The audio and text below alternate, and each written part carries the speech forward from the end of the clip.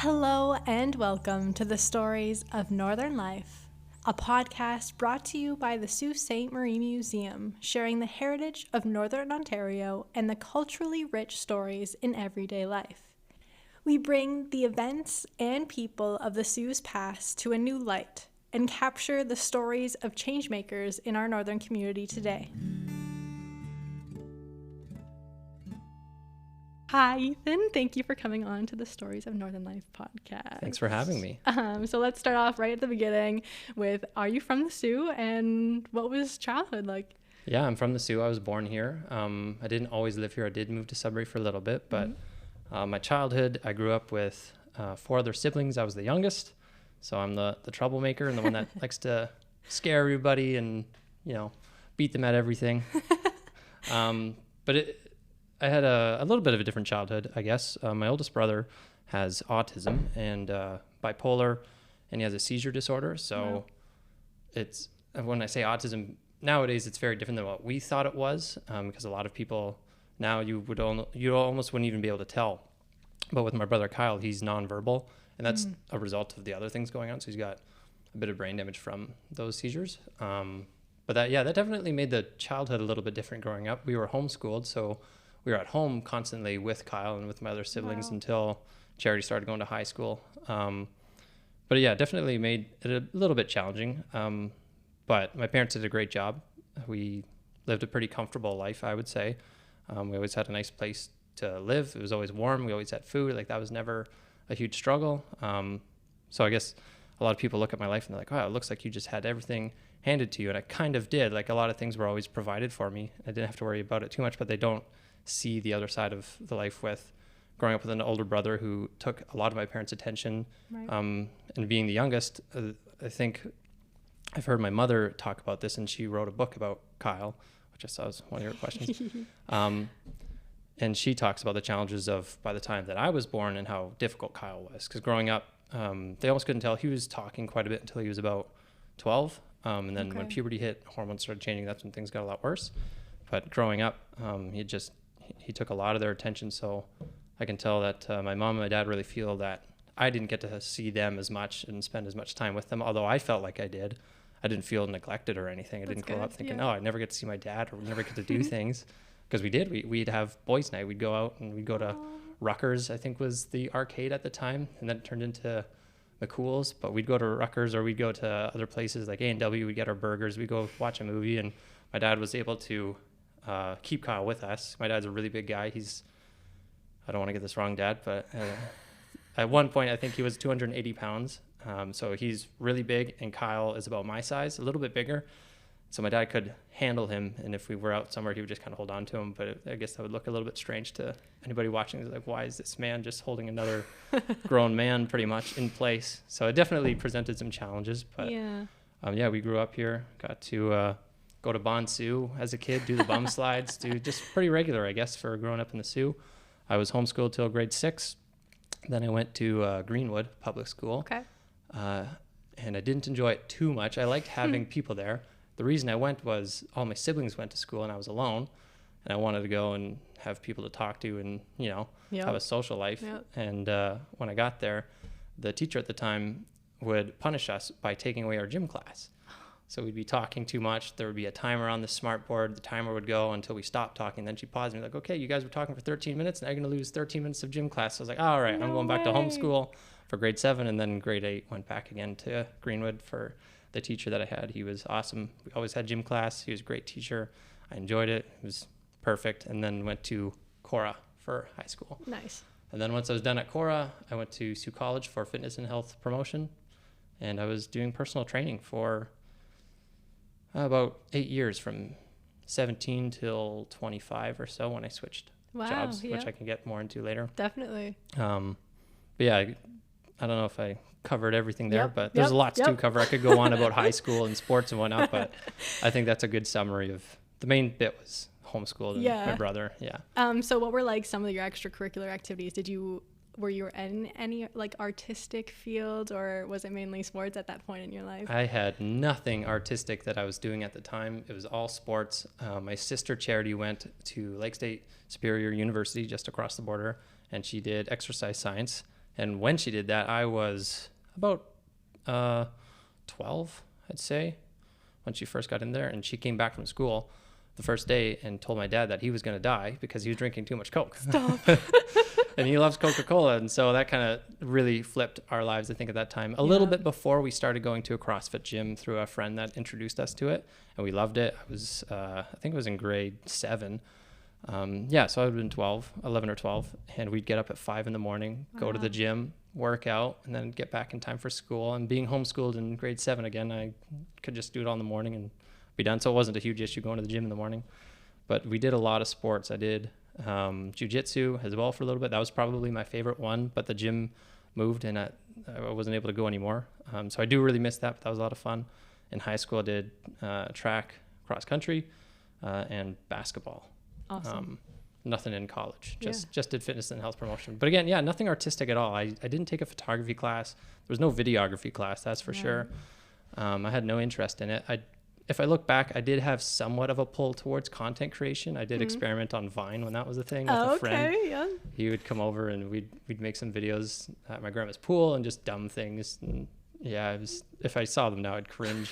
But I was like 16, 15 at the time. Yeah.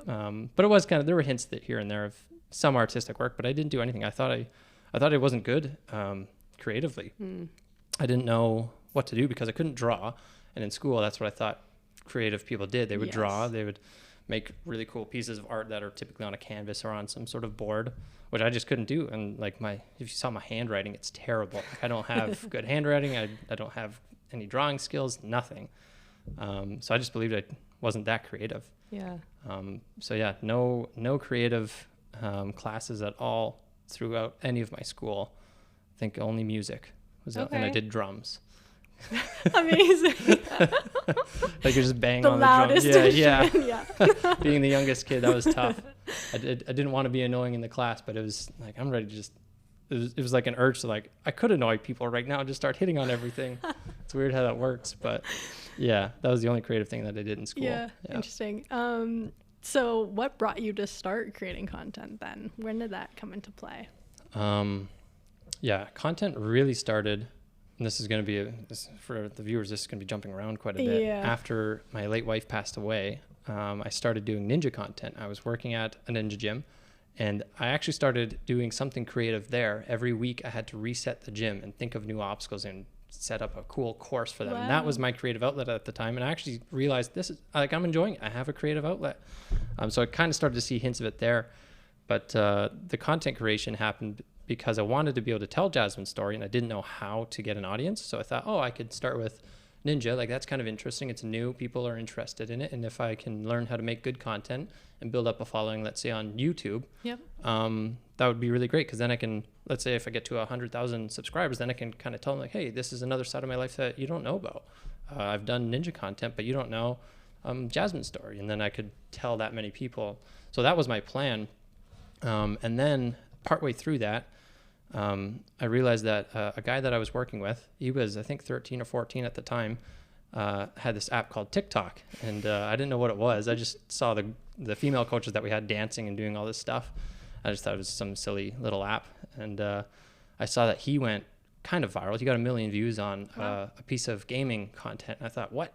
Like, okay, that's interesting. Like you can just get views. It's a new app, and at the time I think TikTok was looking for their creators, so they would just experiment and let different people go viral and see if somebody would get into the creation, because a lot of the big creators were on YouTube, Instagram, whatever, and they weren't on TikTok. Right. So it was a good opportunity, and I got into it, I think, at the right time to go viral. So I saw him do that, and then I started making ninja content on TikTok.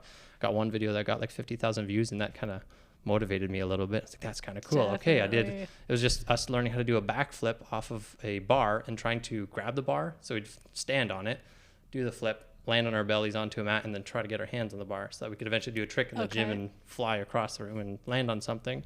And so it was just the process. We were showing the process, and that got 50,000 views. I thought, okay, that was easy. Like I didn't have to do anything crazy. I just showed them what I was doing in the gym. So I was doing that for a little while on TikTok, and that was definitely the most successful app compared to YouTube. YouTube didn't have shorts, so if I did YouTube, it always had to be a 6-7 minute video. Right. Instagram I wasn't a huge fan of because a lot of people I knew were on Instagram, and they would see that, and I was like, I don't know how comfortable I am. I feel like They're just going to think I'm being silly and, oh, Eythan's going to try and be a content creator, which I think everybody goes through when they first start. Yeah.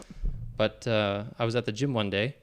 I was just kind of warming up. I wasn't doing a video or anything. I was just doing my own thing on a Friday, and it was a holiday at the time, so nobody else was in the gym, and I just wanted to get a workout in. So I was warming up on this machine, and my phone lights up, and I look at it, and it's a memory from when Jasmine and I not first met, but first started falling in love and spending time together at this camp that we were at. Yeah. And the photo is a big group of people. And on the left, there's me and Jasmine, and we're the only ones with arms around each other. Everybody else is just standing there and doing whatever. I thought everybody was going to do that because in most situations, that's what you do. You get into a line and you put your arm around the person that's next to you.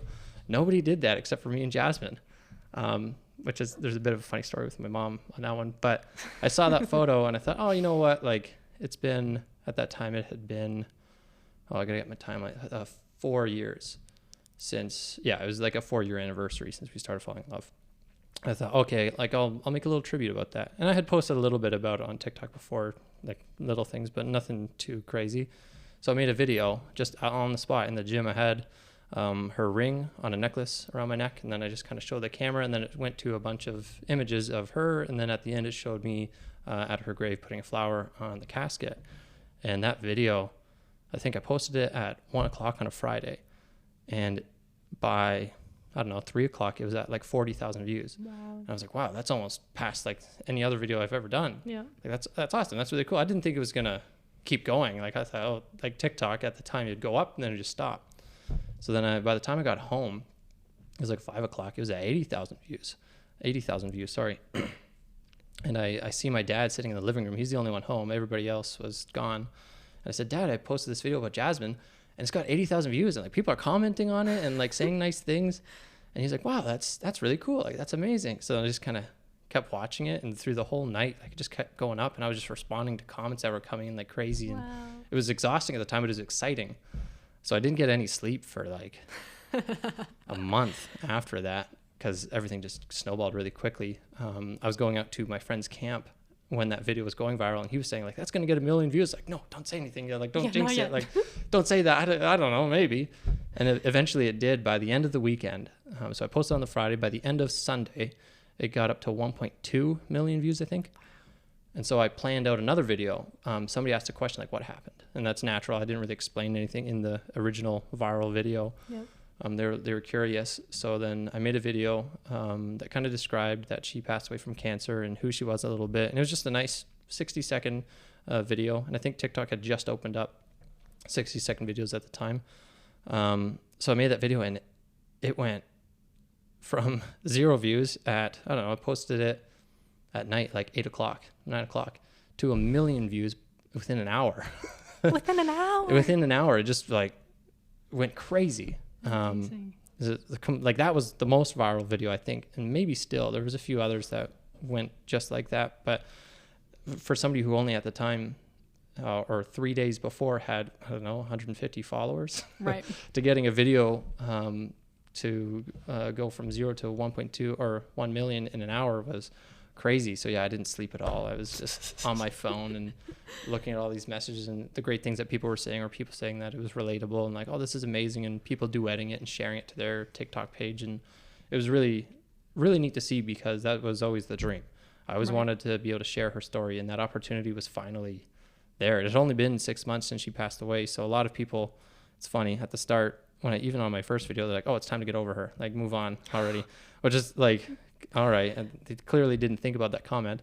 And then when I started dating Ashley, they're like, oh, you're moving too quick, slow down. Right. So it's like, you can't make a right decision. But I thought that was kind of funny right off the bat. Yeah.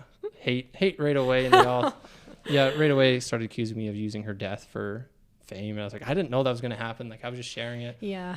But I understand why people would get that. Because I see posts sometimes, it's like, all right, yeah, maybe, but I give them the benefit of the doubt. It's like, I was the same way. Like, I just wanted to share something, and it came off like I was trying to take advantage of somebody. But internet's everyone a crazy has, place.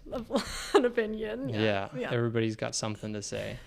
Okay, so let's go back, and could you give us a little bio on who Jasmine was in your own words?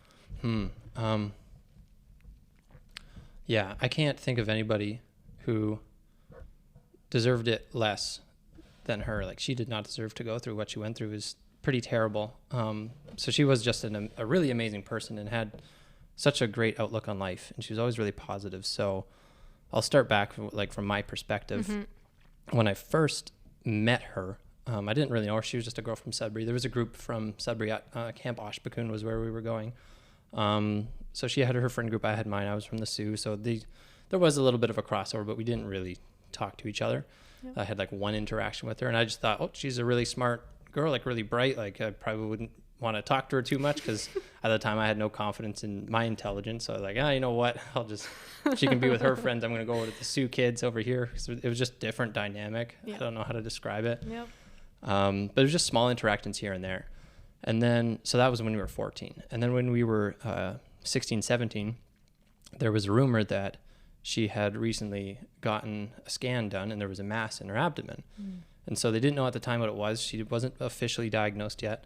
Everybody kind of figured that it was cancer, because typically when that happens, that's what it is. Yeah. So we were at camp kind of waiting for a diagnosis, or everybody was kind of wondering what's going on. I remember seeing her one time just walking along this dock. There's an area that you can swim in, and I was swimming in the water, and this other guy was sitting with me, and as she walked by, I mentioned like, oh, that's Jasmine, and mentioned what's going on in her life, and his remark was, wow, she's beautiful, like, and her name's Jasmine. Like, he thought that was a really pretty name, and he's like, what, she has cancer? Like, you wouldn't be able to tell. She was always like, she didn't walk around saying, oh, I'm sick, I have cancer. She didn't let people know. She didn't really care if people thought that. She wasn't trying to use it as a crutch or anything. So she would just walk up, you would have no idea. And it was like that for the first 4 years. Yeah. First 3 years of her diagnosis. Nobody could even tell. Like, she just walked around normal, and she had this pretty large mass in her abdomen, and her lungs were getting worse, and she wouldn't tell anybody. So to me, that meant that she knew how to handle a really difficult situation, and she did it with purpose and confidence, and in an inspirational way. Because a lot of people, I think, would get diagnosed with terminal cancer and immediately think, oh, it's over. Like, or maybe they'll go, oh, I'm going to do all my last things, like go on a cruise, do all this. She didn't see it that way. She believed that God was just going to handle it for her, and that she wouldn't have to worry about it. And that's what she did. She didn't concern herself too much. She's like, yeah, like, I'm going to be okay no matter what. Like, it's all going to work out some way or another. So she had this hope that not very many people have. And that's really what we wanted to share, was the hope that she had in God and in Jesus Christ was something that really brought her through, something that not very many people would be able to handle, especially in that way. I can't really summarize what she means to me. There's just so much there to go over, but I think that's a good example of who she was, the amazing presence that she brought into any room that she went into. Yeah. So you spent 3 years together as husband and wife, and I believe you moved around a lot in that time as Jasmine was going through her treatment in Arizona, I believe. Yes. Before we were together, she did some treatment in Mexico, and she did some, like, a little bit here after when we were together. But a big one was in Arizona. My mom connected Sherry, Jasmine's mom, to Gail Katzenbach and her family. So really quickly for the viewers, I guess, so they understand who Gail is. Gail is another girl who was diagnosed with cancer the same age as Jasmine. She had a very different journey with her cancer, but they ended up in Arizona at this clinic that would do alternative treatments. And so we got connected to them, and we moved there, and everything worked out really well. Jason and Charlene were, like, I don't even know what to say. Like, they just gave us a place to stay in. Like, they provided so much for Jasmine. Like, Charlene just loved Gail and Jasmine like a mother, and Charlene was Gail's stepmom. So it was a really great example of love even there, just through Jason and Charlene and just how awesome they were. But yeah, we went to Arizona back and forth for, I want to say, from July of, what would that have been, 2017. So she went to get some scans done in 2017, right before we got married. And then just after getting married, we went on our honeymoon and then pretty much went straight to Arizona. And we went there for, I think, 6 weeks, came back for 2, went again to Arizona for 4 weeks, came back for 2, back and forth a whole bunch. And eventually it just became too much. She didn't want to do that anymore. She just found that the stress of doing all the airports and living in somebody else's home, they were awesome, but it's still like, it's hard to be comfortable when you only have one room where you can have your privacy, you know. So as amazing as they were, still, yeah, it's still challenging to cohabitate with another family with different styles of living and different dynamics. But she just found that it was too much. And around that time, I think Jasmine decided she wasn't going to do it anymore. And Gail was doing really poorly. Her health had declined and she was put into traction. So she had this big metal rig attached to her head with screws in it to help lift her neck, because where her cancer was pretty much everywhere, but a major one was near and around her spine. And it was starting to sever her neck pretty much. Wow. So her health had been declining, and then she passed away shortly after, and we didn't go back to Arizona. Jasmine was like, well, it clearly didn't work for Gail. And although maybe Jasmine and Gail didn't perfectly follow the protocol that they were on, like they stayed on it almost to a T. So we thought, okay, maybe we should reevaluate what we're doing and where we're getting treatment. Maybe we shouldn't be going to Arizona, and maybe we should be spending more time with family and in here instead of away from everybody all the time. So that's the decision we came to. And then after that, the treatments was basically anything that they offer here. So she did a little bit of radiation on her, in her kidney area, the tumors that were in there, which seemed to help a little bit, not too much. It was more palliative, and they told us that right off the bat. This isn't going to cure anything. This is just to help ease your symptoms and not make you suffer as much. Right. So it went from, alternative treatments in Arizona, coming back here, spending time with family, and kind of having the odd visit and getting connected to an oncologist that was in the Sioux. Yeah. And you spent some time in Sudbury too, because that's where she's from. Right. Yes, we did move to Sudbury. So during the time that she decided not to go to Arizona, we were living in Sudbury. Right then, we found an apartment in January of 2018, and February is when we were last in Arizona. So we lived in Sudbury for a bit. We moved around. So we moved from in like the downtown area to an outer area called Dowling. We had a little house there with a friend who provided us with a really great house for a cheap price, because he liked Jasmine and he wanted to support her, and he was being an awesome friend at the time and friend to the family. And he's like, you know what? Yeah, you guys can live in the house. He took care of things. He came and mowed the lawn, and it was like I didn't have to do any upkeep on the place. It was awesome. That's awesome. We found a little house, and then I got offered a job in 2018, at the end of 2018, to come and open up a ninja gym with Tyler Blanchet. Wow. And he basically told me, like, man, I can only open this ninja gym if you agree to come and run it. He's like, I don't have anybody right now lined up, and I want to get this going. And at the time, I was working at a different gym that wasn't really working out, and it was going downhill. It later closed a year and a half after, so I got out just in time. So I agreed, Tyler, I'll come and work for you. We'll run this ninja gym together. So me and Jasmine packed up and moved back here from Sudbury to spend more time with my family as well. Yeah. And so that I could be around my family. I think Jasmine, that was one of the reasons she really pushed for me to take that job, is she thought, like, listen, I could die, I could die soon, and I want you to be in the Sioux. I don't want you to be stuck here in Sudbury, so we might as well move to the Sioux, and then you can be around your family at the very least. So it was just another example of her thinking about others. Yeah. I took that job, and then I worked that for 4 years.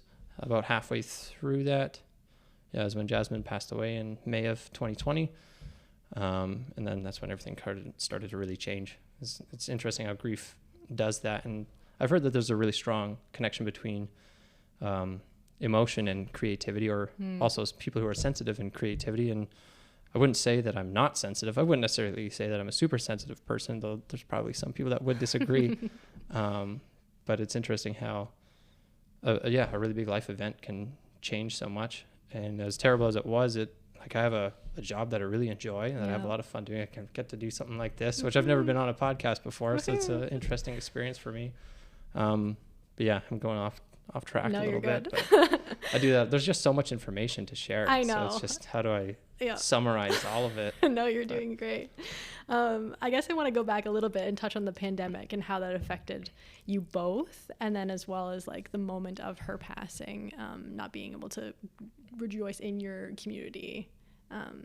not rejoice, that's the wrong word, but like connect to your community. Right. Do you want to ask that again? I'm just going over the points. So during the pandemic, how were you both affected mainly? Okay. And then in the moment of her passing as well during the pandemic. Right. As terrible as the pandemic was, it was pretty well timed. Yeah. Her parents are both teachers, and at the time, right as the pandemic pretty much started, Jasmine had moved back to Sudbury because she weighed about 60 pounds.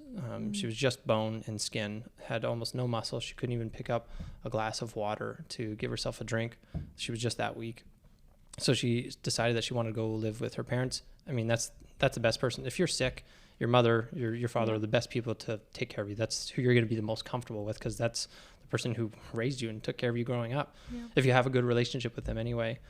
So that's what she wanted to do. So she moved to Sudbury again, and they were out at camp, and this pandemic started happening. And to me, it was a bit exciting. I was like, wow, this is so interesting. I've been on this planet for, at the time, 22 years, and this has never happened. Like, there's always a scare, but it never comes here. Or if it did, there's the H1N1, the swine flu that came through, but it didn't lock things down. So we're like, this is so interesting. So I was out back and forth to that camp, and we'd wake up and we'd watch the announcement, like, okay, this is locking down today. Like, okay, cool. And then when work was locked down, for Sherry and Aaron, her parents, they just got to stay home. Like, they were able, they didn't have to worry about losing their job to watch their daughter. Like, it just lined itself up perfectly. They were able to take care of her. So from a lot of our perspective, or how we all felt about it was really well timed. So that we were able to just spend more time with Jasmine, especially near the end of her life, because that's when she passed away. It was 3 months because the pandemic started, I think, in March. Yeah. Till May. So yeah, that time, 2 months, I guess. So going through that, like the pandemic, yeah, sure, it sucked. There were some things that were terrible. A lot of things that were terrible for a lot of people. For us, it made it really easy to just stay out at camp, take care of Jasmine. Even when she passed away, just after I had time to grieve, like my work wasn't super busy. I didn't have to jump right back into a job and try to put on a happy face for 8 hours a day for 40 hours a week. We were only running, I don't know, like in the morning. So I would get a nice little break. It would get my mind off things. It wouldn't overwhelm me. And everything just seemed to kind of perfectly work out. And so I often reflect on the pandemic and think it really sucked that I couldn't work, but I did have a lot of fun because I could just go out and do my own thing creatively.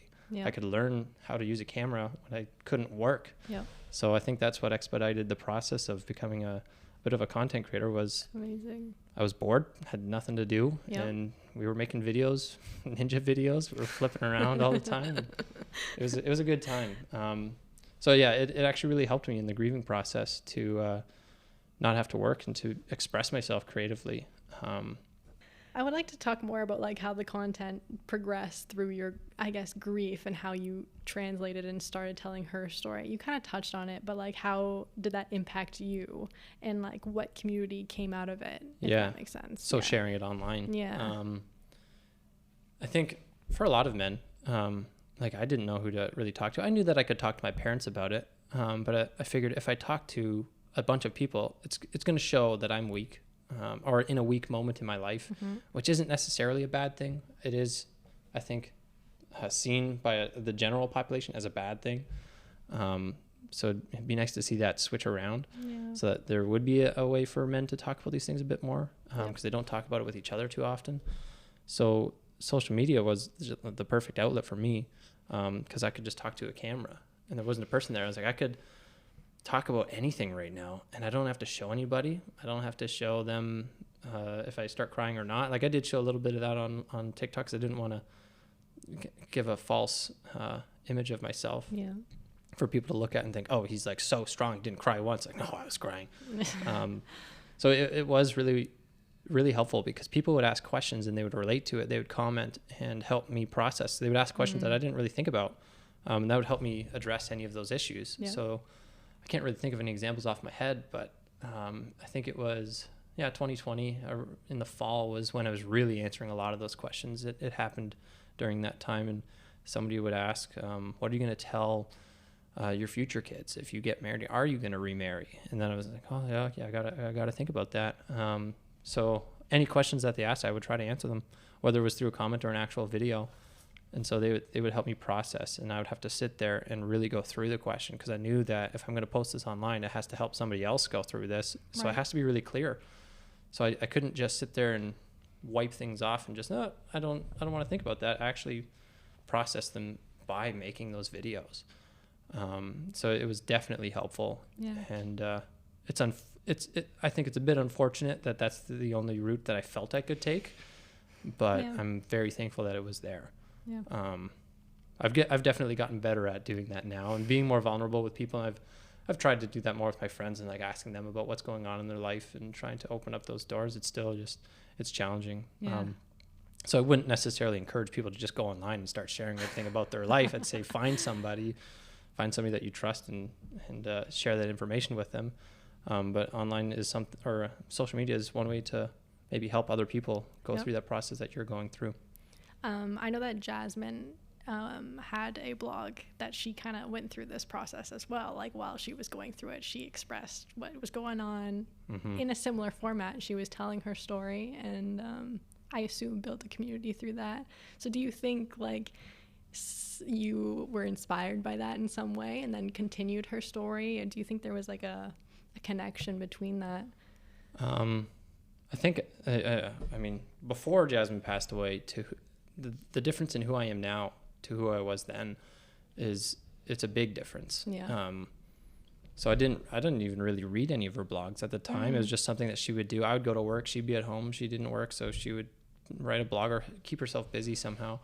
So she would write these things, and I think I read one because she wanted me to, but it was definitely a selfish thing that I did. I didn't want to read them because it was a sensitive topic at the time. Like she was talking about death, and I was like, this is my wife talking about dying. Yeah. But she had I read a little bit of them afterwards, and she just had such a great outlook on life in that she would say that I don't care. Like as long as one person gets to hear my story and it changes their life, like that's okay. Yeah. Like that's, to her, that was worth it. And so she didn't want people to look at her illness and think and associate that that's all she was, because she was definitely more than that. And I think anybody with not mental illness, any terminal illness, I think it's easy for them to think, oh, this is who I am now. Yeah. And so I think her blog showed, no, my identity is not in my illness. Yeah. It's in all these other things. So it's definitely inspiring, although I didn't read it. Which I definitely wish, if I look back now, I should have read that. That was my wife's blog. Right.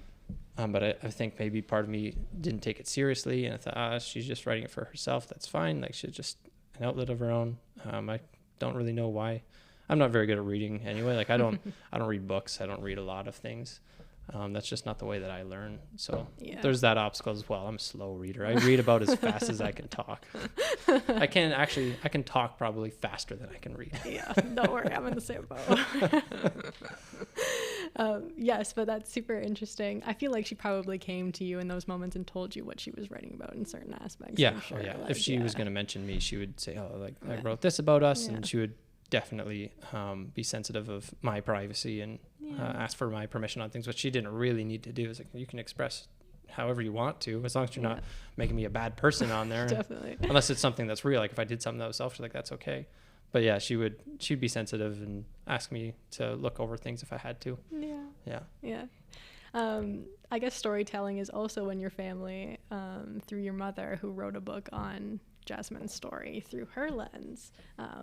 Is this something you want to briefly talk about? Mm-hmm. I guess, could you give a little synopsis of the book? Yeah. So Suitcases from Heaven was just my mother's perspective of what Jasmine went through. So it started off, she wasn't even going to write this book. She was going to write some sort of fiction book about a story in the Bible and how it could have branched off that they didn't cover. There was the woman at the well, I think, that my mom wanted to write about. And so she originally was talking with an editor, and this was the story, but then the editor heard about Jasmine. And was like, you need to write that story. I know you want to write this fictional story. You need to write that one. So my mom was already kind of recording things just in simple sentences, like Jasmine went to the hospital this date, or she coughed up blood this date. And so she just kind of wrote them down, and that evolved into a book that she now has. So yeah, she wasn't even planning to write it at all, and then everything changed. So it's all just from my mother's perspective of Jasmine's interactions with the people around her, with how Jasmine handled a terminal illness, and how Jasmine was in marriage or as a daughter-in-law. Yeah. It's a very unique perspective that I don't think a lot of people would ever write about. Usually it'd be the husband or a friend, like your best friend, you know. So from a mother-in-law's perspective, I think it's a really inspiring story for specifically mother-in-laws and daughter-in-laws, and how to love each other, because those relationships can be really tricky to navigate when there's a man, so somebody's son and somebody's husband right in the middle of it. Those can definitely have conflicts in them. But my mom, I think she loved Jasmine just like as if she was her own daughter. Yeah. And you can definitely tell that from reading that book. But there's a lot more to it. It's not just that. There's a lot of inspiring and moments of hope in that book that I think a lot of people could benefit from, not just a mother-in-law or a daughter-in-law. I would argue that the book is for everybody, because it's just so inspiring. Yeah. Did you read the book yourself? I did not read the book myself. What happened was, it started off, when you write a book, you have a lot, and then they condense it. So she had the 500-page version when I first read. So I read through that one. That was not even a year after I think Jasmine had passed away. She had that first kind of edition, I'm going to call it. So I read that one, but through the process, and in my life, I was beginning to date Ashley when my mom was finishing this book. Yep. And it was a really difficult situation for me to be in, because I had finally opened myself up to loving another person, but this book and Jasmine's content would create this weird thing in my mind where it's like, wait, like I love Ashley, but I also love Jasmine, and it was a bit of a confusing thing for me to process. So I avoided reading the book at the start, because I thought, I don't think I can handle that, revisiting it and reliving it while I'm in love with Ashley here. Like now it's just emotionally, it's bringing me back to this part of my life, but I'm here right now. So I didn't read it. Like I said, I'm terrible at reading anyway. So for me to sit down, I can't pay attention. Like I don't know what it is. I have these fidget toys that I actually started using to help with focusing at my work and while I'm reading. And they help a little bit, but it's just challenging to sit down and read a book. My mom wrote another book, and in there I think she talks about me a little bit and how I just never sat still.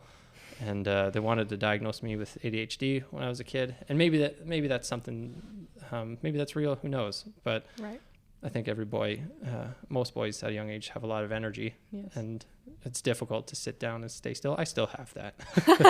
I need to be moving and doing, like this whole time. I'm not even looking at you as we're talking. I'm looking at this table and like picking at stuff, because I can't just focus on the conversation. I have to do a whole bunch of different things at the same time for it to be able to focus on saying the conversation. So yeah, I never read it. I'm going to. I don't know exactly when. I still want to do a few other things of my own projects before I sit down and spend so much time. My sisters read it in like the first day. Wow. They're fast readers. There's no way I would be able to sit down and read a book in a single day. The book would have to be like 3 pages for me to be able to do that. So I will eventually sit down and read it.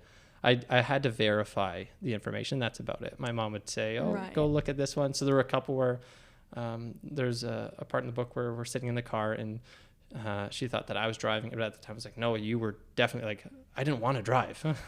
At that point in my life, I wanted to just sit there and look at my phone. And so there was things that I had to check over, but that was about it. I skimmed through it once just to make sure that information was accurate. Right. Yeah.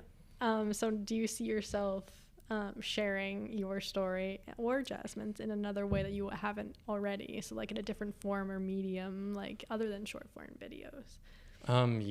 Eventually I would like to do some sort of documentary or docuseries. Right now it's going to be a documentary. So I was planning to make an update about this. So anybody that's watching this and knows what my original plan was, this is going to be a lot different. Originally, I wanted to do a docuseries about everybody in Jasmine's life, so that each person would have their own episode and their own perspective. So I'd do maybe her mom and her dad together, or maybe on their own, and then her sister, her best friends, my family, my siblings, you know, the nurses that maybe took care of her. But then I thought, this is one person's story. I might as well just do one documentary. And then later, maybe I could do the docuseries if something interesting comes up and those individuals want to do more. Because it's been almost 4 years now. In May, it'll be 4 years. Yeah. And some of the people that I would like to have in the story, they're not ready for that. And they're still processing, and grief is different for everybody, especially depending on the relationship that it was. So if you're a family member versus a friend versus the nurse, like obviously that's all completely different. Yeah. So I have to be sensitive and respectful of their timeline. So I don't know when that documentary would come out, but ideally in the next 10 years, I would say I'd like to get that done. If not, then whatever. But there's just so much that I want to go into it. I want to make sure that it looks really good. And so now I'm hoping to have like maybe some animation to illustrate the stories. I don't know how I'll make that work, but I don't want to just have the interviews and people talking about it. I think it'd be much more interesting and easy to comprehend and give a good example of how difficult it was by showing and illustrating these stories in a more creative and beautiful way than just a person sitting there. Yeah. But we'll see. It evolves all the time. I'm constantly thinking about it, and it's interrupted a lot of my content creation because all I can think about is that. Also, it's hard to switch. Yep. It's like, okay, I got this big project, but in between I have to do these ones. Makes it difficult. Yeah, so definitely. Eventually, a long form, all encompassing kind of documentary I think would be ideal. Yeah, that sounds awesome. So I guess let's move on to the new phase in your life with you fell in love again, obviously, and you met Ashley. So would you like to briefly introduce her into your story, how she came about and who she is? Yeah, it's kind of funny. I never went into online dating or anything. A lot of people do nowadays. I thought, you know what, if it's going to happen, it'll happen. I don't need to get remarried. I knew Jasmine wanted me to, because she knew that that's something that I would not necessarily need in my life, but I benefit from, and I'm not the person that can be alone. So I knew that Jasmine wanted me to remarry, but I didn't go out of my way to make that happen. I wasn't looking online. I had a lot of messages from people across the world, asking hey, we could go for dinner sometime. This one lady, I think was from the Toronto area, and she said, hey, you see, I've seen some of your videos, and she had a nice written message, but she didn't realize how far away I was. She thought, oh, you're in Ontario. And I think people from Toronto don't realize how big Ontario is. They don't. So when she said, oh, we could go to dinner sometimes, sure. I forgot exactly what I said, but I said, yeah, I'd love to go for dinner. I live about 8 hours away, so whenever you're ready to drive here, I knew it wasn't going to happen, but I thought I'd send the message just to be funny. Definitely. Didn't respond. Shoot your shot anyway. Yeah, I thought it was really funny. But there was a bunch of people that sent messages. So I only responded to, I think, 2 of them, because if they had something that was written really nice, oh, you know what, they seem like a nice person, so I'll respond. But what happened with Ashley was through TikTok, coincidentally. She had been sent one of my videos in, what would have this been, August of 2021? Yeah. And her friend had been following me for a while and had been seeing the story and knew that I lived in the Sioux and knew that I viewed life very similar to Ashley. So she knew that I was a Christian, that I believed in God and Jesus Christ, and Ashley did as well. And Ashley was doing worship at a church here, the Summit. And her friend was like, hey, look at this guy. I know you feel in the Sioux there's nobody that agrees with you on these kinds of things, but look, there's this guy. And at the time, all of my content was really sad. It was just talking about Jasmine. So it looked like that's all I did. But that's just who I was online. I think people watching this podcast might watch this, and if they've only seen my content, they'll be like, wow, this is way different than how he is online. That's because the story that I was talking about was really sad. So that's how my content looked. So from Ashley's perspective, she was like, okay, I don't really want to get into it with a guy who's still so deeply and emotionally involved with his late wife. I'm just gonna maybe whatever, I'll just wait. And then she saw a video of me going around taking photos. There's the ghost trend where you have the sunglasses on and a white sheet. Yeah. I love it. I wanted to do it this year, but I didn't get to. And she thought, oh, like, okay, he's not just sitting at home making videos about Jasmine. Like, he actually is going out with his friends. He's got a social life. Like, so she reached out, I think, on that video. Might have been a different one. And she said, hey, you seem cool. You should come out to my young adults group sometime. And that's just a group of Christians go to somebody's house and they can do a Bible study or a prayer together. And so she invited me out to that, and I was like, oh, sure. Like, I don't mind. It's the pandemic. I'm not doing much, and I'd love to. Like, in the middle of the week, it's nice to go, and it's kind of refreshing to bring yourself back to thinking about God and spending time with him. So in the middle of the week, I was like, yeah, sure, I'll go. And I knew that Devin, my brother, had already been to that group. So I asked him about it. I said, okay, so who's Ashley? She invited me, and he was like, oh, that's this girl. And so he kind of gave me some info. I was like, okay, cool. So we go there.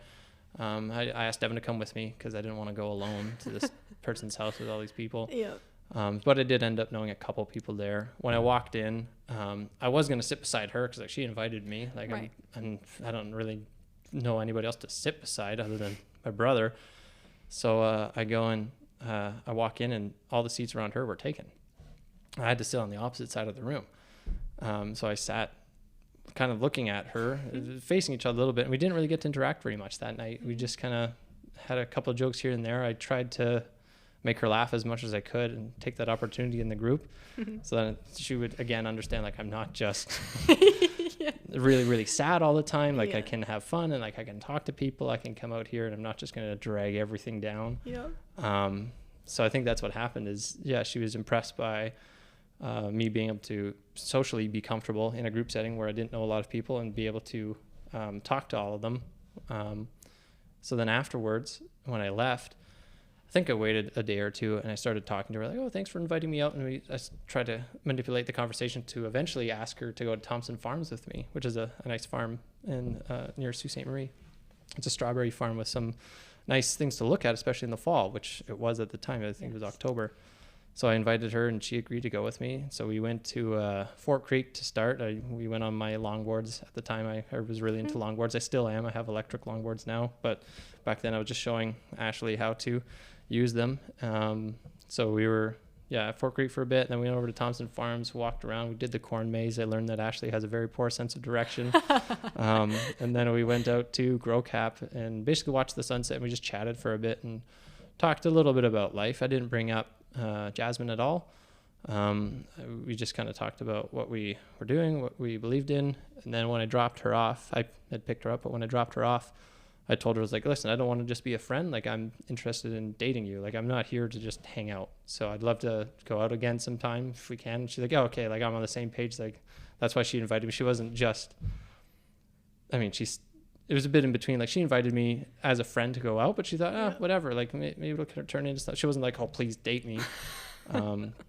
So it ended up working out that we were both on the same page. And then it went into, dating and me making a video about it and telling everybody on social media and them telling me, oh, you got to slow down after they just told me a year before that I had to move on. So, it was funny.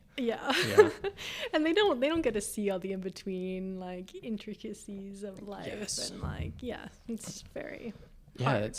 It's really interesting how people on the internet think they know so much about a situation that they've only seen through their phone.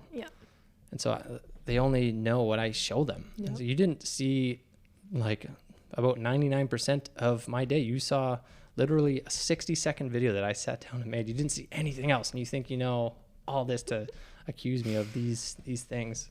So it's interesting. People on the internet, it's interesting. And it's hard, I feel like, from a content creator's perspective, because you're living your life, and it's hard to, like, understand what they saw and what they perceive, I think. It would be hard because, like I said, I've seen other people share similar information, and right off the bat, it's like, and I was like, well, you know what? I haven't seen most of their life either. So it's hard to put myself even in their perspective to understand that, there isn't a lot that they've seen, or I don't know which video they saw, which pieces of, and what order they saw it in. And maybe they saw one that pushed them in the wrong direction. Then after that, every video was just not a good one. If they hadn't seen that one first, then maybe they would have had a different mindset towards it. Right. So I love that your content has kind of shifted, obviously, as your life has shifted, and you've documented more of, like, the mundane things in your life, as well as the special moments, like your first date that you had with Ashley after the pandemic in the real world, and you proposed. So that's beautiful to like capture your life and highlight those special moments. So I want to just know more from your perspective how you think that your content has evolved stylistically as well as like contextually. Yeah, I mean, the context of my videos now aren't focused on Jasmine anymore. I made a video a while ago, and I think it's pinned on my TikTok page, so anybody can go and find it. It's probably the first video on the feed that just says changes, and I kind of tell them like this is just a different spot in my life now. I'm with Ashley. Like I don't think it's necessarily fair to her for me to constantly talk about Jasmine on social media. So like, well, now I'm gonna try and switch. I might talk about Jasmine here or there. I might talk about my own experience as a widower a bit more often, but I think my stage of life is to now move away from sharing about Jasmine, because I did a lot, and there wasn't much more that I wanted to share in that way. I wanted to save a lot of it for the documentary, so I told people that, and I think it was received pretty well. A lot of people understood, even people in Jasmine's life understood. They're like, yeah, we think this is the right way for that to go. Like we're not upset that you're making this decision. So my content now, I'm still trying to figure it out. Actually, it's been a year and a half since I made that announcement, and content is really interesting because it on TikTok grew around grief and loss and cancer and Jasmine, and to switch content, it's not what any social media platform wants you to do. You have to stay in your lane. So right now I'm just kind of relaxing. I'm experimenting. I'm more just learning, especially on the editing side through my job. I work with somebody who's extremely talented on post-production, so I've gotten to learn a lot through them. And so I'm more just experimenting. I'm more just having fun creating random things. So I started that Local Goma account to just kind of feature Sault Ste. Marie and the different places here. So I'm still trying to decide how that'll go, and that'll be a slow build up to hopefully eventually it can evolve into something that is a good resource for the city and something that I can do maybe full time or not, who knows. But I think it'd be a lot of fun because I like the Soo. I like a lot of things in the Soo, and too many people I think talk about how there's nothing to do and they don't know what to do, or they don't know what's going on. So I'd like to see that change. And that's where, some of my content on a separate page will be going there. As far as TikTok goes, it's just random. It's nothing in particular. It's just whatever I feel like sharing at the time. And then sometime I would like to get more into YouTube. I like the long form videos. I also like horizontal videos. I don't like vertical. Like our eyes are side by side, and so we see horizontally. We don't see vertically. So I hate the vertical TikTok and reels and shorts, but I'll adjust. Hopefully it switches. Eventually we'll have the folding phones, right? And everything will be horizontal. Yes. I hope Apple does that soon. But I do really like making long videos, and hopefully I can make some that I think are inspiring and not necessarily advice related, but based around life and helping people with their perspective, because I think a lot of people have had such different upbringings than I've had, and they have a different perspective on life, and some of them are really bitter, or some of them are just really selfish and kind of in their own minds about things. And I think that it would just be really helpful to make content to bring people to a different spot in their life. Definitely. I'm going to ask you some advice questions after. Oh, okay. Because you are I get the sense that you were a very good person to ask for advice. Well, thank you very much. That's a huge compliment. You're eager to learn, and then like you're eager to help and support and serve. Yeah, thank you. So I guess touching a little bit more on Local Goma, I want to know how our listeners can support you in this journey, and what your hopes are, I guess, a little deeper. As far as how people can support, there's a few ways, I guess, and I'm slowly building this up. So having other content creators in the Soo, there's a couple of them. I mean, a lot of people don't know that there's a few people with very successful online careers in the Soo. It's not based around the Soo, so you don't know that it's in Sault Ste. Marie. It might be about vehicles, might be about wildlife and being out in nature. But it'd be cool to have them join in somehow. I know monetarily that's the challenge. I don't know how to get them on there because I can't pay anybody really. I'm not making money off of it. Once I do start making money off of it, if that happens, then I'll make it so that I can feature more people and talented individuals and collaborate on those projects. But as far as the viewers go, I think helping me feature places, like if there's a business, like I don't know how many businesses are just here on Queen Street, and I don't know what half of them are. I've never been in there. Yeah. I don't know what it looks like some really high-end clothing on some of them. I have no idea. No. So I'd love to go and explore. And if there's a business that's watching this or listening to this and you want to get featured, just let me know. Because I could just come in and feature it and make a nice video about it, like I'm going to do for the Sioux Museum. Yeah. Still working on that one. But I just need more places to go and feature. So I need to do my own research and basically just walk along Queen Street and go into buildings and say, what is this place? Definitely. To get more, to make stuff about, to make content about. Yeah. I think you had one more question on there. Was that was just the support. And like what do you love about the Sioux, I guess? Oh yeah, the Sioux, the nature. We have so much that we can just go and look at. Yeah. When I was in Arizona, they had mountains there that looked really cool because for the most part, it's a deserty area. There's a lot of cacti and like it looks really interesting to me because I grew up here. It's just way different. Right. So it was the novelty of being there. But I'd look in the distance like, wow, that mountain just looks so cool. Like it's all flat and then this huge, beautiful mountain. And then I'd come here and be like, oh, we have mountains too. They're just covered in trees. But to me, that's just not, that just doesn't look cool anymore because I grew up here. Yeah. So I really do enjoy now. That helped me change my perspective after being in Arizona to now coming here and appreciating how this all looks, especially getting into photography and videography. Before, I didn't really care to go out. I didn't want to, like I'd go to Hiawatha. That was about it. But we have so many places to explore here, just in nature alone, that are really cool. And so I would like to, when the weather permits it, feature some of those places, not just in the Sioux, but around. That's why it's local Goma. It's not just Sault Ste. Marie. Yeah. So like Robertson Cliffs is a big one that everybody knows about, or the Haviland Lookout, or Grow Cap. Yeah. I'd made a wintry one about Grow Cap a long time ago that I'd like to redo, just different skills that I have now. But I do really enjoy the lack of busyness that the Sioux has. It's a slower life. When I was in Arizona, I was in Scottsdale, and it's a really interesting place. Because they try to make it the most livable city. That's their slogan pretty much. Okay. And so there's no signs anywhere. You don't know where you are until you're right beside it. Like they don't have a big M for McDonald's on the street. And like it's just the building, and the buildings all have to have certain shapes and certain colors. And I was like, oh, there's not a lot of creativity in the structure of the place. However, the nature is really nice. Interesting. But here, like we can go to so many different places, and like I do wish we had some better architecture. Like this building's really cool. Yes. So when I came in here, like this is so nice. Like it's so different. Like even some of the walls and the ceilings and like everything, there's a little bit of a design to them. And you go into most buildings nowadays, just a wall and a ceiling, and it's all white and it's flat and it's kind of boring. Definitely. But I do like the things that we can look at here, because I think it's a really beautiful city, and it's not as busy and fast paced like Scottsdale, because it's fairly busy there. Phoenix is right nearby. Or Toronto, it's just so busy there, and everybody's going nuts, going to wherever they're going. And here, it's just nice to walk on the boardwalk and not have anywhere to go, and nobody else seems to be in any rush either. Yeah.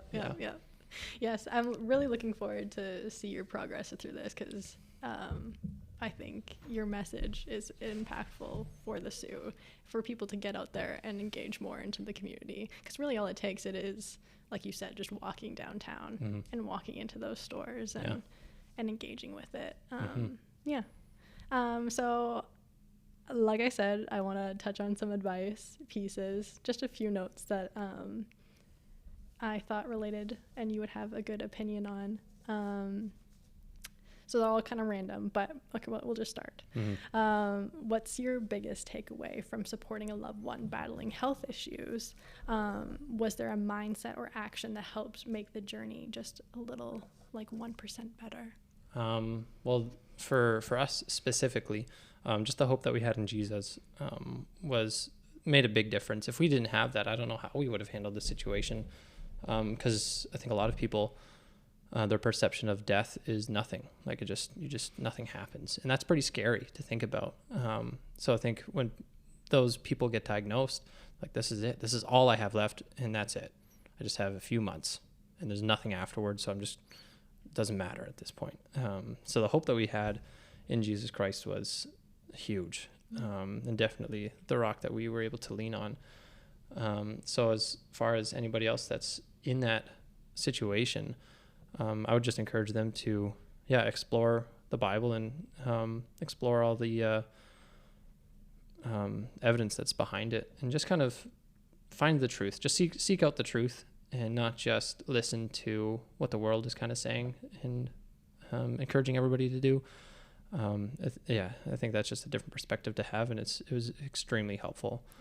Then aside from that, it's kind of a situation of you got to do what you got to do.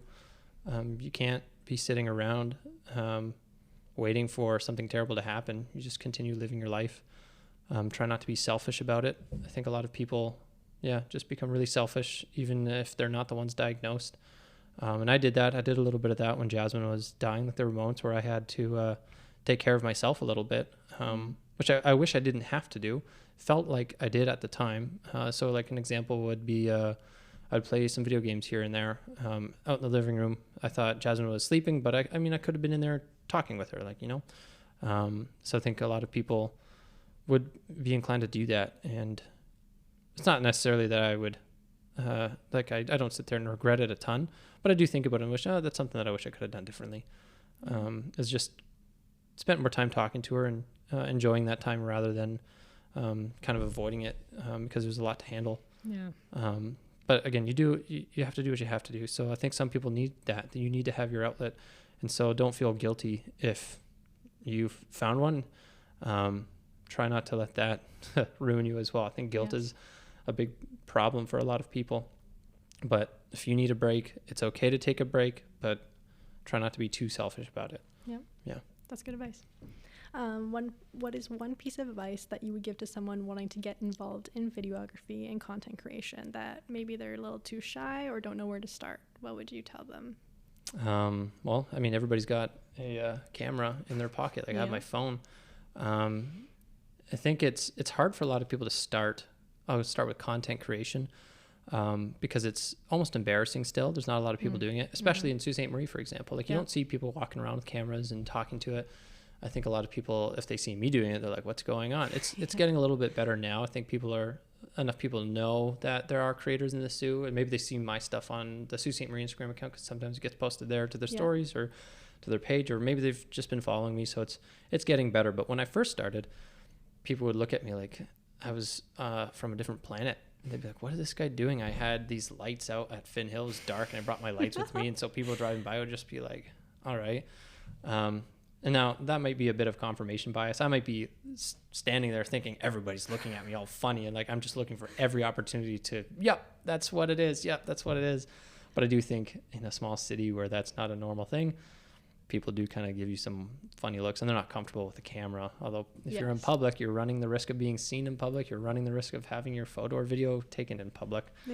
And a lot of people don't understand that. So just don't be afraid. If you're getting into content creation, act like you have 2 million followers and just start making that content. Because a lot of people get in front of a camera and they're just not confident. And for me, that's the hardest thing to watch is if I'm on social media and if that person, it seems like they're just starting and they're not confident. It's hard. It's really hard to sit there and watch because typically they're not being themselves. But online, you don't necessarily have to be yourself. I think we have different personalities depending on where we are. Like when I'm in a podcast room, it might be different than when I'm with my wife, than when I'm with my family, or when I'm just alone in front of a camera. So don't think too much about being yourself. Just try to be confident when you're doing it. And then for videography, that one's a fun one to experiment with.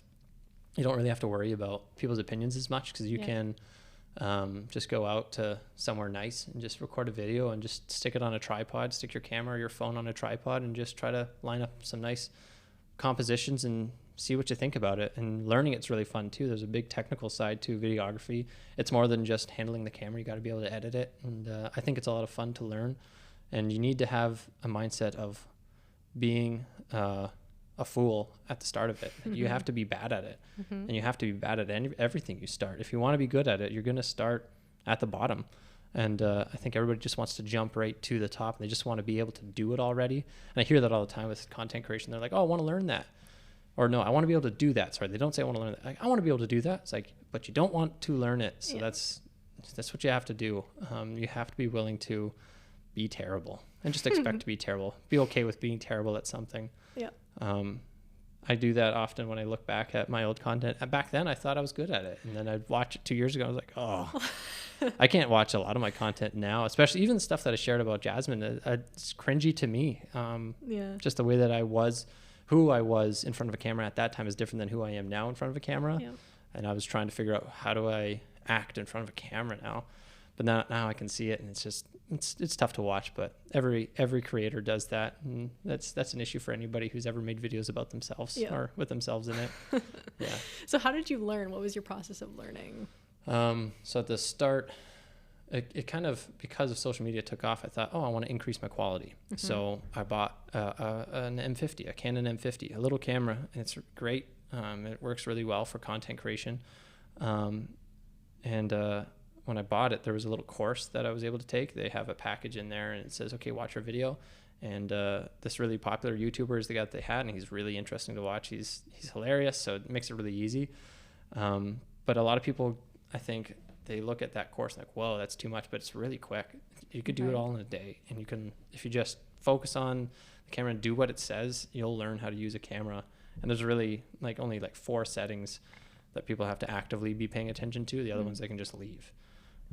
So if you're getting a camera, don't shoot in anything other than manual mode at the start, and you'll learn how to use a camera. That's what I did. Definitely. I just switched it right to the M. I think that's what I was told to do, and I never looked back. And then occasionally, depending on what I'm doing, I'll switch to AV mode for a time lapse or something. But most of the time, it's always you just got to learn how to do it, and that's it. Just learn it, get it done, and you'll be able to make nice videos. Yeah, and it's an ever evolving process. Yeah, you're always learning. That's the fun thing I find about video. Photography, there's a lot to learn, but there's even more to learn when it comes to videography, because now you're also doing sound. Yeah. When it comes to photos, you can snap 40 photos and just choose one, whereas video, you get one opportunity to get that video. If somebody walks in front, that video's done. So it's it's really precise. You have to be really careful. I was shooting a wedding over at the loft. There was a reception, or I guess the party. And the bride and groom were walking in. I was getting this wonderful shot. I was like, okay, this is perfect. And then somebody walked right in front. And I thought, if I was taking photos, I would have gotten 4, 5, 6, right at the, it would have worked. But now I can't use this video because I can't show 24 frames, which is only a second long. And most of the time when I'm making videos, it's I can't show that. Yeah. So it is a lot to learn in videography, I find, compared to photography. Right. But with photography, you can make some really cool images really easily. That can be really fun. Whereas on the video side, if you want to learn 3D editing, that's a lot. I would like to get into it, but that's why they have, when you watch a movie and they show the credits.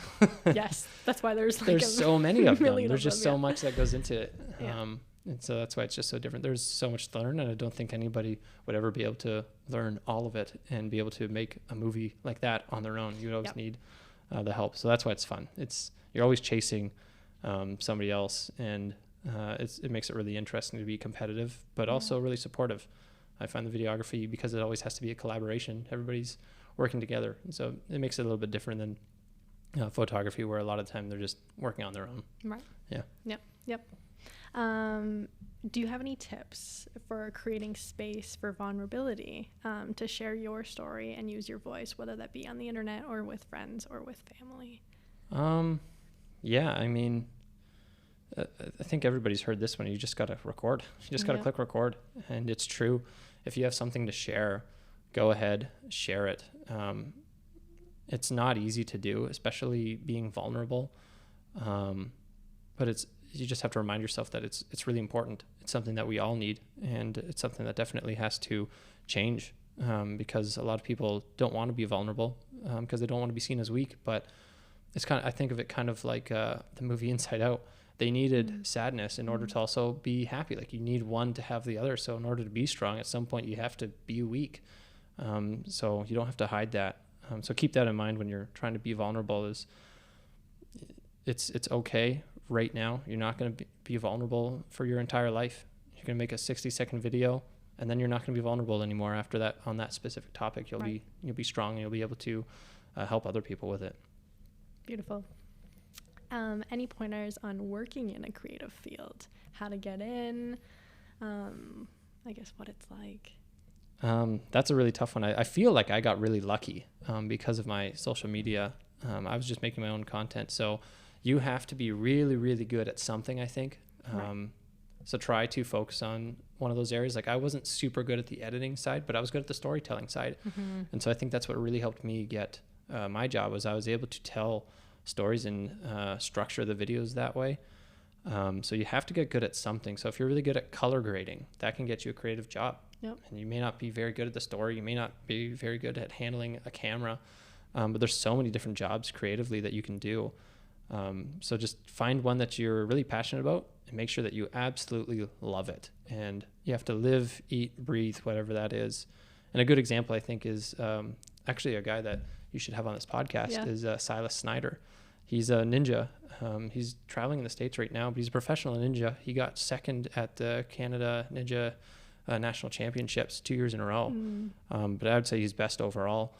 And I got to watch him commit his life to something, right? Like he started working at our gym and he just woke up, thought about ninja. And then he was at school, he'd be thinking about ninja. When he was at work, he'd be climbing on things and practicing ninja. And like everything was ninja. And that paid off. So I think when people get into something creatively, that's what you have to do. Like if you're going to become a professional at something, you have to do it all the time. And that's where I was able to kind of excel with the videography, is because of the pandemic, I was doing it all the time. Yeah. If I was at work, all I was thinking about even at the ninja gym was, okay, my next video. Like I'd be doing my work, of course, but I was just constantly reflecting on creative ways to make a video and what I could learn and what I'm lacking. And it was just, I was kind of completely consumed by learning something. Yeah. So you got to do what it takes to be a professional. And that's, you got to get really good and make some sacrifices in your life to set aside time for whatever it is that you're getting into. Yeah. Is there anything else that we didn't touch on that you would like to add to this conversation? No, I don't think so. I mean, there's so much that I could be talking about. I know. So it's like if there is, I'm sure there's things, but there's nothing specifically that comes to my mind right now that we didn't touch on. I think we got quite a bit. Yeah. Awesome. Okay, so I'm starting this new with our season 2 of the podcast. I'm starting to ask everyone a final question. It's the same question everyone will ask. So say 100 years from now, the Sioux Museum has an exhibit on you.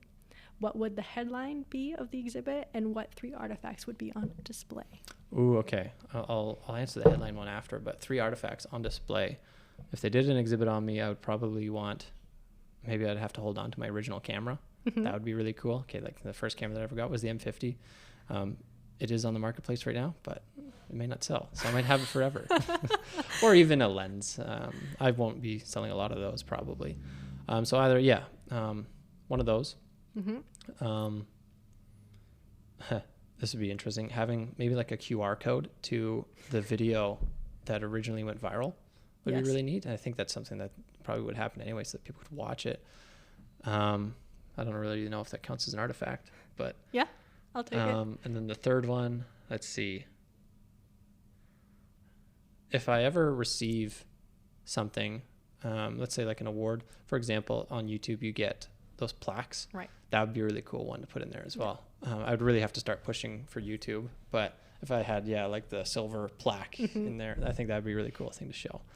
And then the headline, it would have to be something associated with grief, I think. Yeah. Just because that's really what sparked my creativity. I think, I don't know if I ever would have gotten into videography if it weren't for what I went through after the loss of Jasmine. So it kind of like how my mom, her original book is Beauty from Ashes. Like it would have to be like some sort of creativity from grief, or I was going to make this one video as cancer, cameras, and creativity. Something like that. Perfect. Yeah. The 3 C's, I guess. And like those were 3 really big aspects of what got me on this journey. Yeah. Well, amazing. Thank you so much for sharing your story with us today. Thanks for coming on here, and you were really thorough with your questions. So it gave me a lot to think about on the spot, and good. This was a lot of fun. This is the first podcast I'd been on, so thanks for having me. Of course. Thanks. Hi, I'm J.L. Fizzell, and I write and publish poetry inspired by nature and the art of being human. these are some of my words. The poem I'm about to read for you is from my third book, North of Dreams, and it's about finding the light in the darkness. It's called Bittersweet Sun. Sunsets are enchanting and bittersweet because you know what you're losing. You bid your goodbyes to the brightness while darkness waits on the other side, along with all its mysteries that hide there. But nonetheless, we are ever thankful for the magic of stars in the morning of the moon while the sun hides away, so that others might shine for a bit.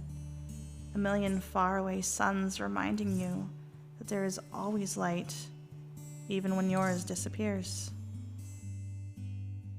I hope this poem took you somewhere inside yourself that you needed to go. You can listen to my story here on the Stories of Northern Life podcast. Links are in the show notes. Have you been to your local museum lately?